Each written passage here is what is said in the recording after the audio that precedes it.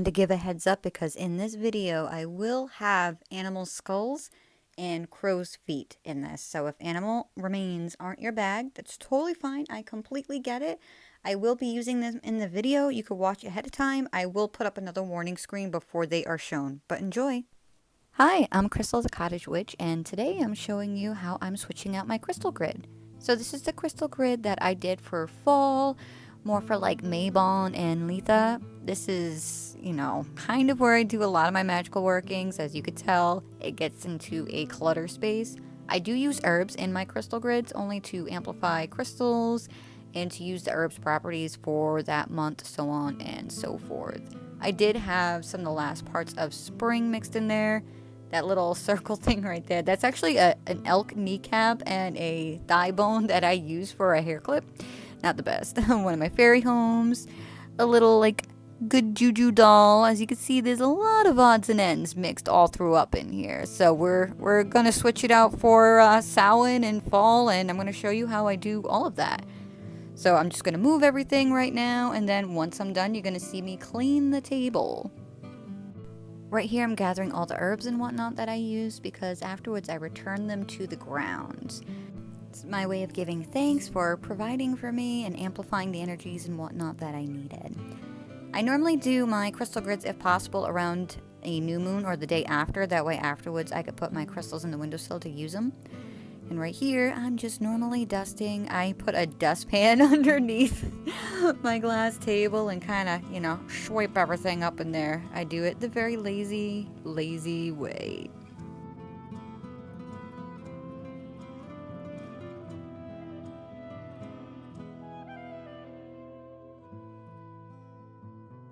This right here is actually a crystal and glass cleaner that I got at a local crystal shop that's near to me. It is by Lighthouse. I believe they have a website, and on the back it comes with little magic words and incantation.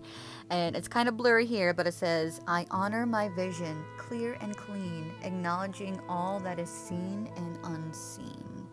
So it's like a little happy good juju thing you could say while cleaning it.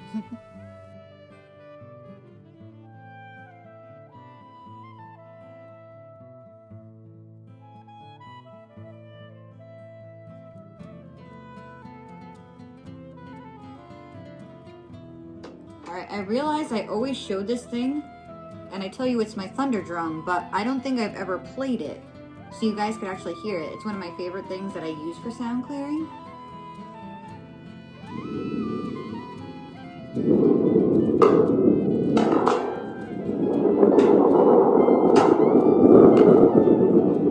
Just shake it.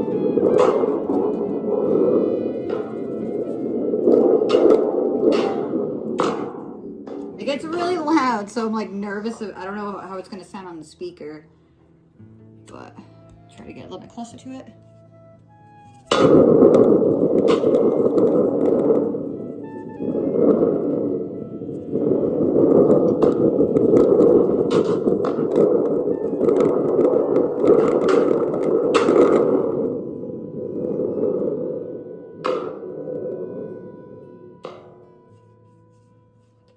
That's my thunder drum, and that's what it sounds like. So, now you know.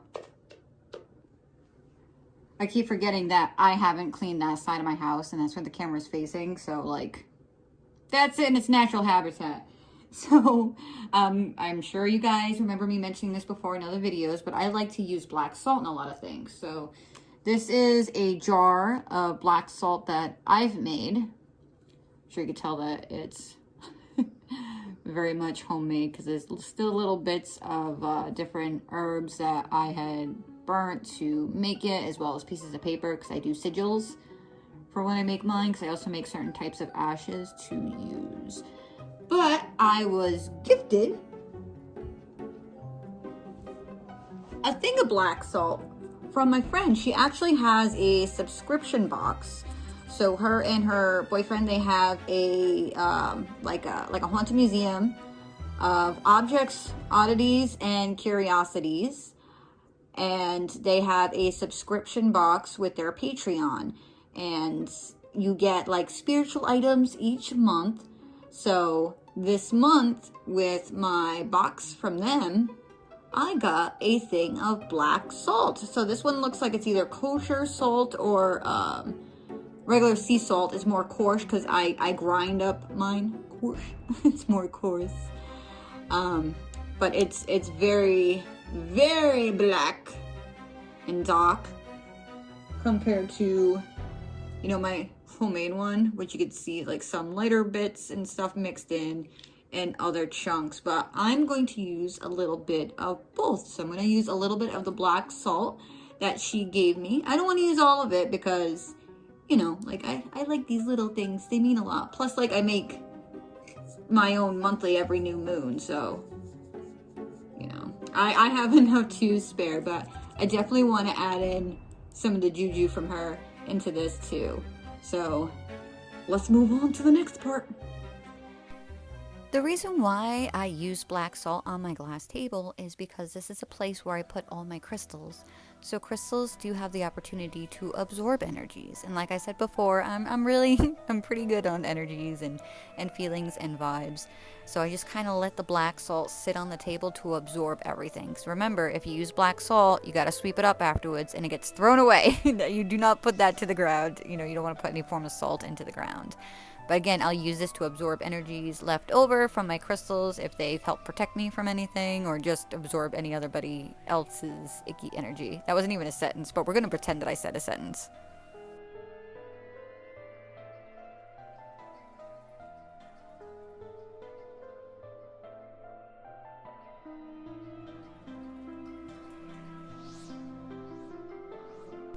And remember, again, salt in the trash.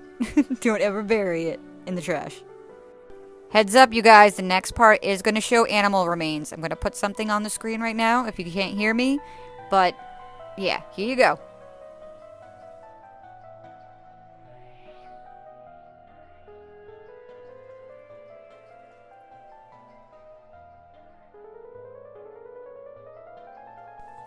Alright, so this is a gray fox skull. This is actually in a cake display holder that I fancied up. I found this at my local thrift shop.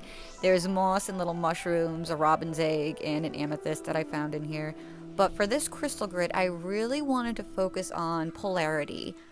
You know, we have darker nights and shorter days now, so I really wanted to incorporate, you know, white and black, light and dark for this crystal grid. So as you can see, this is a coyote skull. This one I had bought like this, so this one I didn't paint or funkify, and he even has his mouth propped open, but he was glued to have his mouth propped open. You could kind of see some of the glue right off to the side, like right over there. Yep, see, I pointed out. I knew ahead of time. Because normally the mandible's not attached, but he's black and he has glitter all over him. The coyote skull is going to be bigger than the fox skull. So again, white and black, I figured I'd use the two of these even though they're not the same size. And then right here, this is a jar full of crow's feet. I know it's not going to be up someone's alley or everybody else's alley because some people are kind of grossed out by them.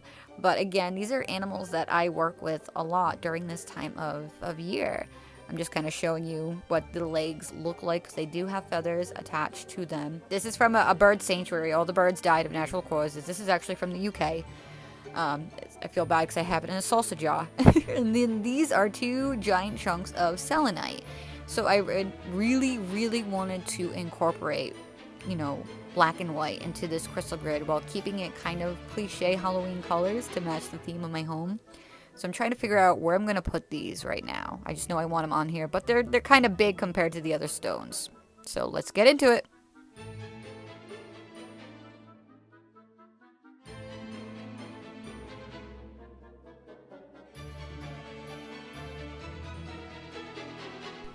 Also, I'm sorry that you could see my Roomba in all these shots. I had to clean everything and move behind, so that was the only spot I had to charge him. You're going to see me feng shui and move things a lot of back and forth in here. I think everyone does that. When you move something and each time you do it, you have to stand back and look away and be like, okay, a centimeter over this way. No, a centimeter over that way.